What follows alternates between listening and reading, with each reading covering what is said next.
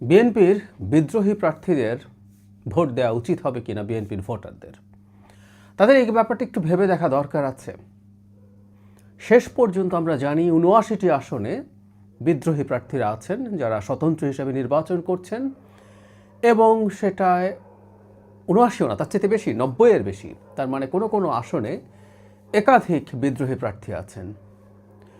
ধারণা করা হয়, অনেকে যতটুকু খোঁজ খবর রাখেন তাতে কিছু বিদ্রোহী প্রার্থী নির্বাচনে জিতে আসতে পারেন স্বতন্ত্র হিসেবে।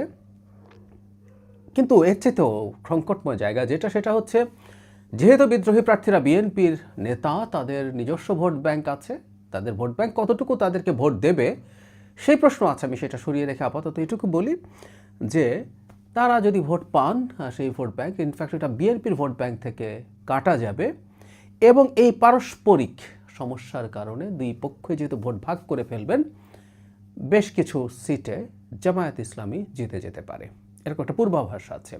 এই যে জামায়াতের একটা আস্ফালন আছে, তারা ক্ষমতায় চলে যাবে, এর পেছনে এইটা একটা বড় কারণ হিসেবে অনেকে চিহ্নিত করেন।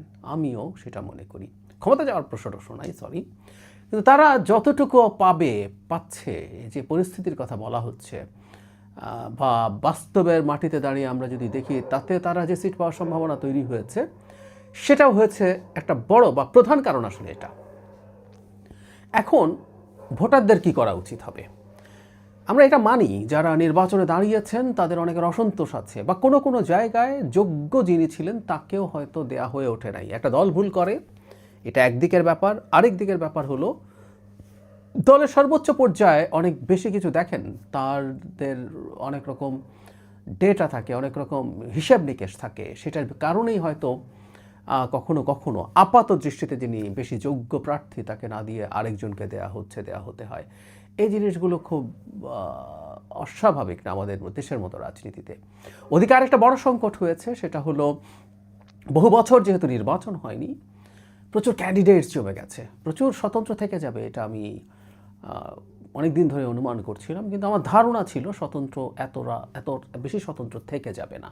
আর বিএনপি এবার ইন গুড ফেইথ স্বতন্ত্র, মানে নমিনেশনের ক্ষেত্রে ইন গুড ফেইথ যা করেছে, সেটা স্বতন্ত্র সংখ্যা আরও বাড়িয়ে দিয়েছে। বড় দলগুলো সাধারণত যেটা করে, ইভেন আমরা জামাত এনসিপির ক্ষেত্রেও দেখেছি, তারা শেষ মুহূর্তে এসে জানায়, মানে এই শেষ মুহূর্তে জানানোতে যেটা হয়, মনোনয়নপত্র প্রত্যাহারের আগের দিন যদি জানিয়ে দেওয়া হয়, তখন এই ঘটনা ঘটে যে 1% অফ দ্য ভোটার্স যে কালেক্ট করতে, সেটা তারা পেরে ওঠেন না। এটা একটা ট্রিক বড় দলগুলো সবসময় করে, কিন্তু বিএনপি এটা করেনি। ইন গুড ফেথ তারা বেশ আগেই প্রার্থী ঘোষণা করে দিয়েছে, ফলে যারা স্বতন্ত্র হিসাবে নির্বাচন করছেন 1% অফ দ্য ভোটার্স, তাদের ডকুমেন্ট রেডি করতে সমস্যা হয়নি, এর কারণে বেড়েছে। তো আমি ধারণা করেছিলাম এনাদের সাথে কথা বলে বা প্রয়োজনে ভবিষ্যতের ইস্যুতে নানা রকমভাবে তাদেরকে চাপ দেওয়া অসম্ভব ছিল, মানে সাংগঠনিকভাবে। প্রত্যেকে তো দল করতে চায়, দলে পদবি চায়, তাদের ভবিষ্যৎ কী হবে, বহিষ্কার হয়ে যাবে, শুধু সেটা না, ভবিষ্যতে দলে ফিরে আসার ঝুঁকি তৈরি হবে, এরকম নানান রকম চাপও দেওয়ার সুযোগ ছিল বলে আমি মনে করি। কিন্তু বিএনপি কাজটা ঠিকঠাক মতো করতে পারেনি, এটা একটা বিএনপির অদক্ষতা হিসাবে আমরা দেখব। কিন্তু এখন ভোটারদের কী করা দরকার সেটা একটু মনে রাখবো আমরা। ভোটাররা ভাবা দরকার যে মানুষগুলোকে তারা ভোট দিচ্ছেন, এই স্বতন্ত্রদেরকে জিতিয়ে আসলে দিনের শেষে খুব লাভ বেশি হচ্ছে না। সংসদ নির্বাচন কিন্তু ব্যক্তির নির্বাচন না, সংসদ সদস্য কিন্তু স্থানীয় সরকারের প্রধান, উনি উপজেলা চেয়ারম্যান না। ওনার কাছ থেকে আমরা অনেক উপজেলা চেয়ারম্যানের মতো কাজ আশা করি, দায়িত্ব আশা করি, কিন্তু এটা ওনার কাজ না। আমরা মূলত একটা দেশের সরকার তৈরি করতে যাচ্ছি, এবং সেই সরকারটা ততটাই শক্তিশালী হয়ে উঠবে যত বেশি সংসদ সদস্য তার দল থেকে নির্বাচিত হবে। বিএনপির জয় নিয়ে আমি একেবারেই সংশয় রাখি না, কিন্তু যতটা বেশি সম্ভব সেটা করা দরকার। এবং তার চাইতে জরুরি কথা, জামায়াত জোটের এই যে সিট প্রাপ্তি যত কমিয়ে রাখা যায় সেটা ভালো হবে। আমরা খানিকটা মুক্ত পরিবেশে জামায়াতের যে আস্ফালন দেখছি, আস্ফালন এই অর্থে বলছে, একটা দল গণতান্ত্রিকভাবে অপারেট করে, সে গণতান্ত্রিকভাবে যদি গ্রো করে, দ্যাটস ফাইন। কিন্তু এই দলটার মধ্যে আমরা ফ্যাসিস্ট মানসিকতা দেখছি, ফ্যাসিস্ট এলিমেন্ট দেখছি, তার আচরণে, তার রেচরিকে, তার সমর্থকদের বক্তব্যে, নানান জায়গায়। এবং সবচেয়ে জরুরি কথা হচ্ছে, তাও যা করছে তার মধ্যে স্বচ্ছতা নেই, মুনাফিকি আছে।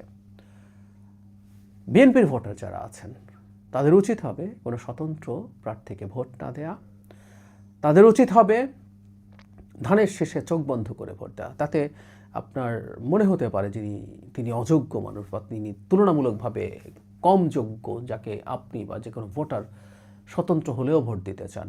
এই প্রবণতা থেকে একটু বেরিয়ে আসা দরকার আছে। মনে রাখতে হবে সংসদ নির্বাচন সরকার গঠনের নির্বাচন। ব্যক্তি একটা ফ্যাক্টরকে আমরা উড়িয়ে দেই না, কিন্তু এটার উপরে ভিত্তি করে এমন কিছু করা ভোটারদের ঠিক হবে না যাতে তাদের দল বিপদে পড়ে।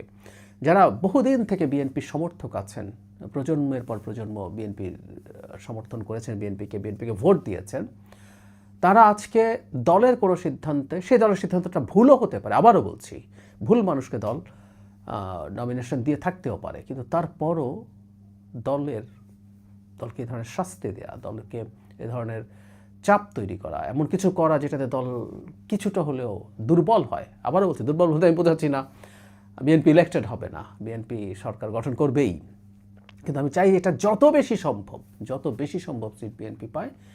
সেই কারণে ভোটারদের উচিত হবে দলের সর্বোচ্চ পর্যায়ে যা করেছেন সেই সিদ্ধান্ত যদি পছন্দ নাও হয়, এটুকু মাথায় রাখা যে নানান সময় নানান বিবেচনায় অজনপ্রিয় সিদ্ধান্ত দলের সর্বোচ্চ পর্যায়ে নিতে হয়।